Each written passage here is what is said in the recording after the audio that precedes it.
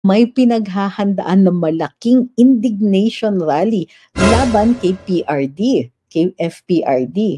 Mayroon sila ng mga nire-rent na mga sasakyan to bus in people para magmukhang ang daming galit kay dating Pangulo.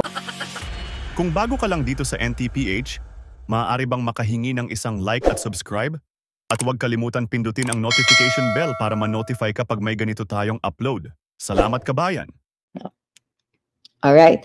So, lumalabas ang mga balita or well, of course, nothing in mainstream media.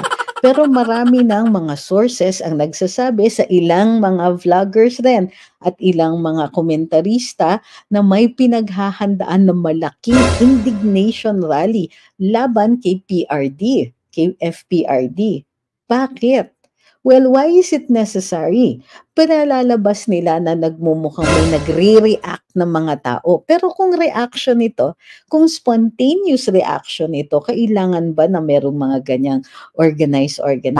At ang dinig ko, may mga stickers, may mga posters, may mga kung anik-anik sila. Mayroon sila ng mga nire-rent na mga sasakyan to bus in people para magmukhang ang daming galit kay dating Pangulo. So, ito yung problema nila eh. Why the need for this? Kasi nga, kailangan meron silang big showing na may mga taong galit kay FPRD. The truth is, hindi mo mabibili yung sincerity ng mga tao. Kahit magpamoro-moro kayo ng kung anik-anik dyan na with banners and everything, hindi nyo makukuha ang isip at puso ng mga tao. Marahil makakahakot sila dahil nangangailangan ng pera ang mga tao. Marami po kasi kaming mga kaibigan na nakatira dyan sa sa Bandalitec, sa Fairview and so on. At sila po ang madalas na ginagamit para sa mga hakot ng mga ng mga rallies, lalong-lalo na rallies ng mga kaliwa. So, tinanong ko, mayroon na ba? Sabi nila, nako attorney, kung may rally para kay PRD, pupunta kami. Sabi, kung mayroong mga siguro sasakyan lang kailangan namin dahil gusto namin talagang ipakita na mas maigi yung panahon noon. Nagbalikan na daw yung mga yung mga, how do you call this? Yung mga nagbebenta ng bawal na gamot, illegal na droga, at sila po ang nakakaramdam ng violence no. Tinanong ko recently din, meron bang nagre-recruit? Attorney, malaki bigay. Sabi, may pakain, may ilang libo na iaabot. Sabi ko, magkano na? Sabi niya, hindi pa sure, pero ang binabanggit daw na amounts ay 3,000 kada ulo. Hala, galing naman nila. Sana all. So, tatawa naman ako. Sabi ko, bakit ganon? Tapos sabi ko, pupunta ba kayo? Sabi niya, meron naman pong pupunta kasi kailangan ng pera. Pero sabi nila, huwag kayong mag-alala, hindi kami naniniwala sa sinasabi nila. Sabi ko, naiintindihan ko naman kung pupunta kayo dahil syempre mahirap ang buhay, nangangailangan kayo.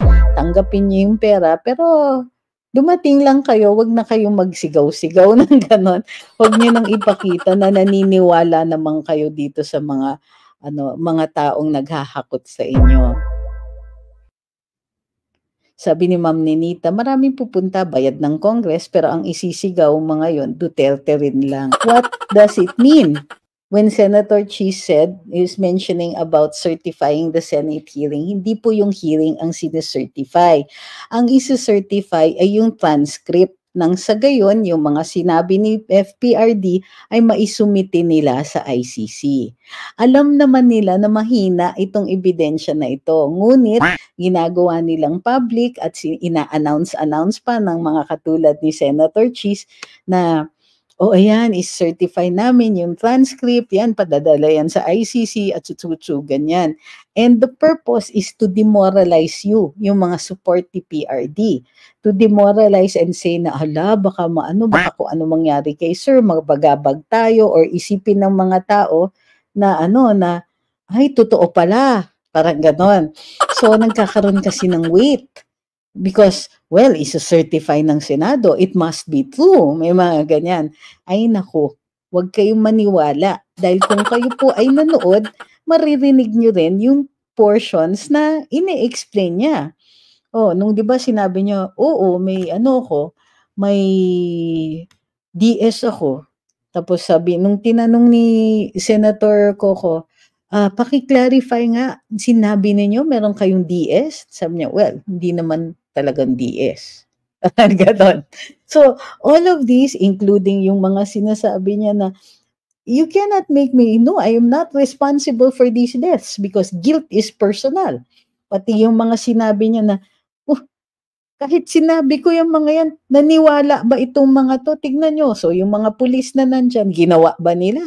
Anong ebidensya? Wala. Hindi sila sumunod. Dahil matatalino yung mga yan. They know when the statement is hyperbolic. So, lahat din yan ay masasama sa pagsumite nung transcript.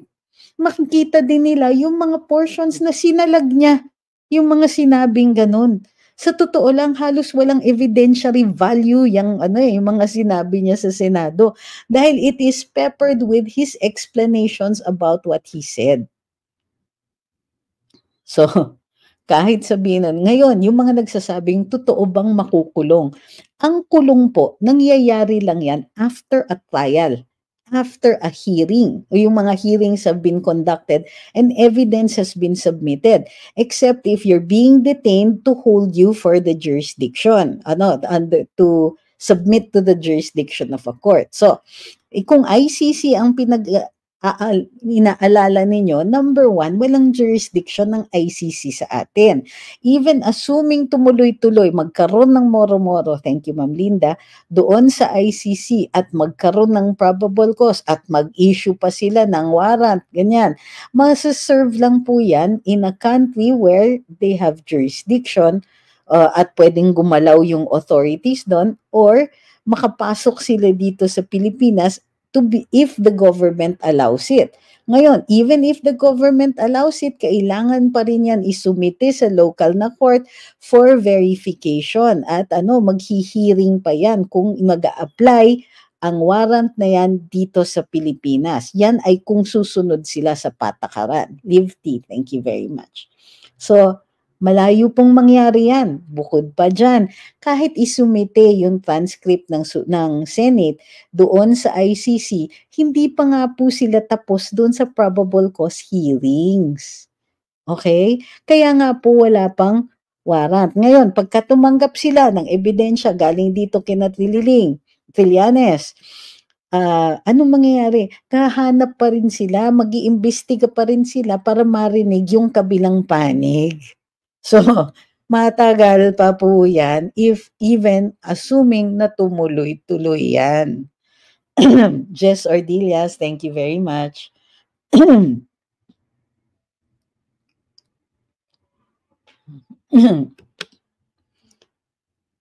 So, sabi ni Way, I see it, maski yung ini-encourage yung kriminal na lumaban sa police during confrontation, wala namang krimen doon. Tingin ba nila parang gaya ng inciting to rebellion yan? On the contrary, yan nga po, tama kayo, yan nga po ang SOP. Ang sinasabi niya, pag humaplos yan, you have to defend yourself.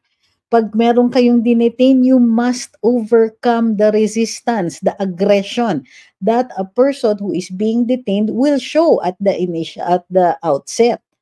So sabi niya, ayoko yung mga pulis natin, mga kawani, mga law enforcers, kawani ng gobyerno, mga alagad ng batas ang masasaktan ng mga kriminal.